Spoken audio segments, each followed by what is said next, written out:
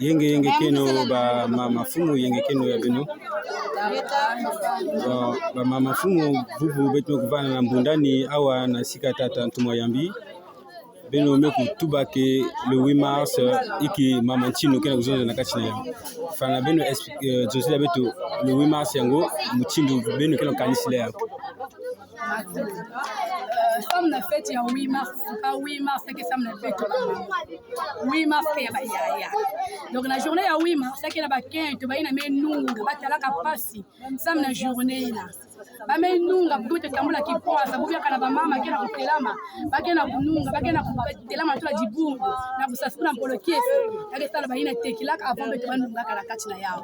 Donc 8 mars que bejo mamufumu beto ko fala banganda kunu abo kusama ke beto la pangi tala passe la journée banunga na yao. Donc beto mama beto ke fuka la pangi que 8 mars yake sama na beto na fala lusambu na kupesa ngona na bamila ina tekilaka après ba ubakusa que beto kena kulana vile yeye na kukiese kama kilumbe ya 8 mars kilumbe ya bubu kama na kilumbe ya kiesi kama chimama chini amesala beto ma surprise mosi beto njima incroyable mais vrai oublié en tout cas prière à bleu beto na kilingi na kilingi mais c'est compliqué et vraiment bizarre.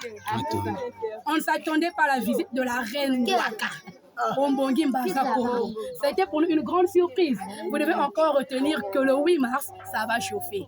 Car la reine a promis que toutes les femmes, les religions confondues, venez nombreux, célébrer avec nous cette conférence ne sera pas vaine.